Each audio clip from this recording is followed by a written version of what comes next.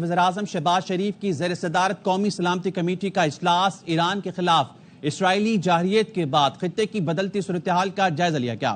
Committee کا اسرائیل کے جارحانہ اقدامات کی شدید مذمت اور افسوس کا اظہار۔ 2.25 گھنٹے جاری رہنے والے اجلاس کے اعلامیے میں کہا گیا ہے کہ غیر ذمہ دارانہ کارروائیوں نے کشیدگی میں اضافہ کیا۔ کشیدگی میں اضافہ خطے میں بڑے تنازع کو ہوا دے سکتی ہے۔ کشیدگی بات چیت اور سفارتکاری کے امکانات کو کمزور کر رہی ہے۔ اس پر بات کریں گے ڈپٹی بیورو چیف اسلام آباد اظہر فاروق ہمارے ساتھ موجود ہیں۔ احوال بتائیے گا اظہر اس اجلاس کا۔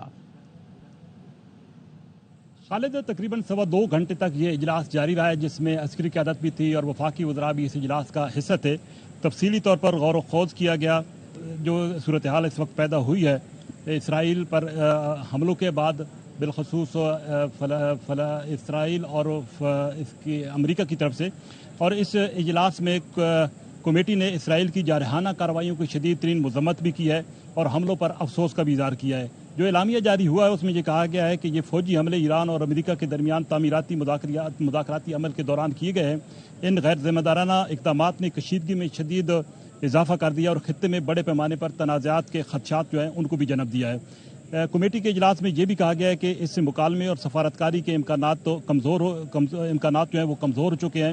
کمیٹی نے اقوام متحدہ کے چارٹر کے تحت ایران کے حق دفاع کو تسلیم کرتے ہوئے اس کی بھرپور توثیق بھی کی۔ کمیٹی نے ایرانی حکومت اور عوام سے معصوم جانوں کے ضیاع پر گہرے دکھ اور افسوس کا بھی اظہار کیا ہے اور زخمیوں کی جلد صحت یابی کے لیے بھی دعا کی ہے۔ قومی سلامتی کمیٹی نے پاکستان کے اصولی موقف کو دہراتے ہوئے 22 جون کو فردو، نتنز اور اصفہان میں ایرانی تنصیبات پر جو حملے کیے گئے اس پر واضح طور پر اس پر تشویش کا بھی اظہار کیا ہے۔ کمیٹی نے ان حملوں کو بین الاقوامی ایٹمی توانائی ایجنسی کی قراردادوں، بین الاقوامی قوانین اور اقوام متحدہ کے چارٹر کی صریح خلاف ورزی بھی قرار دیا ہے۔ قومی سلامتی کمیٹی نے اس عزم کا اعادہ کیا کہ پاکستان متعلقہ فریقین کے ساتھ قریبی رابطے میں ہے اور علاقائی امن و استحکام کے لیے فروغ کے لیے اپنی کوششیں جاری رکھی ہوئی ہے۔ قومی سلامتی کمیٹی نے تمام متعلقہ فریقین سے مطالبہ کیا کہ وہ اقوام متحدہ کے چارٹر کے مطابق بات چیت اور سفارتکاری کے ذریعے اس تنازع کا حل جو ہے وہ تلاش کریں۔ قومی سلامتی کمیٹی نے بین الاقوامی انسانی حقوق اور انسانی قوانین کی پاسداری کی اہمیت پر بھی زور دیا ہے اور ان حملوں کے جو کہ اسرائیل کی طرف سے ایران پر کیے گئے ہیں ان کی شدید ترین الفاظ میں مذمت بھی کی ہے۔